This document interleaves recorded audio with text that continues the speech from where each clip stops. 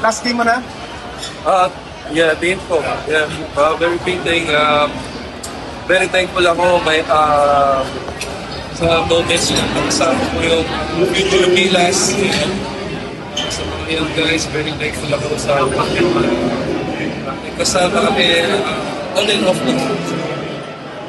Fitting ba na dito natapos yung Gilas career mo sa Ateneo? Yes, sir. Ako, akala ko madami akong fitting na retire na goal.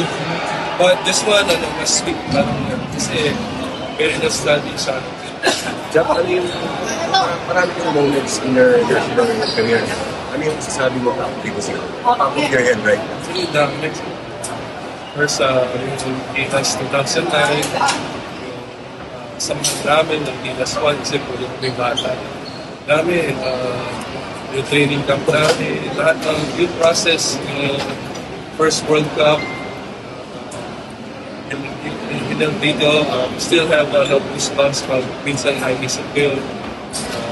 Tapos yun, yung tuloy-tuloy na process ng team. So, very, dami talaga. My head's up. Japet message mo sa mga may iwan mo teammates. Oh yeah, very confident ako sa kanila. Kaya nila malayo talaga nila. So, basta yun nga, kailangan supportahan natin sila. Tuloy lang yung pag-trust sa system, sa process. So yun, sana maging talaga sila healthy and maging buo yung score. Kasi yun talaga dun.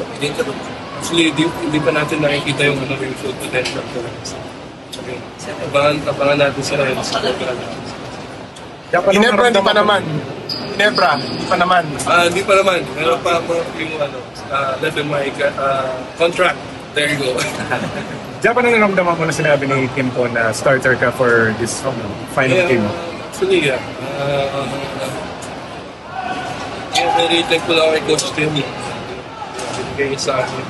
Start up na kasi alam naman natin na binibigyan din sa mga young guys yung time. So, yun lang, nasa veteran hindi lang focus ko sa defense. Hopefully, paano ma-contain si Wesley.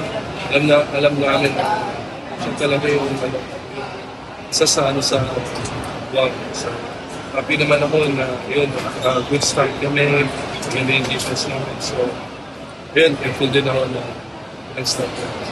Dapat makakatulong ba na dito na sila kay Kerams? Yung excited ka na rin.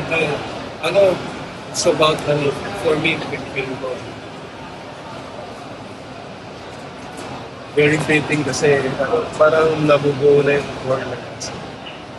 I feel like, ako feeling ko lang sa Junmar para may konting pwede pa siya mag-stay para malid niya yung young guys.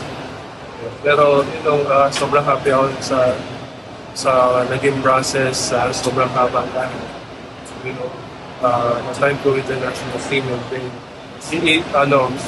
iiwan ko, makikita ko ganyan yung mga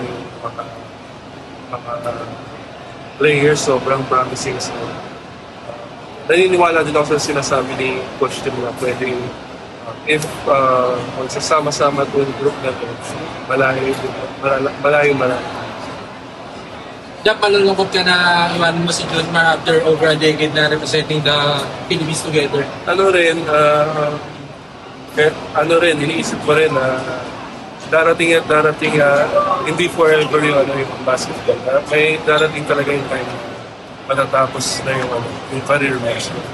Ayun talaga. Pero thankful ako naging kasama ko si Junmar. Yung friendship namin talaga yung cherish ko. So, masaya ako kasi sa PBA lagi kami magkalaban. Pero dito, yung moments namin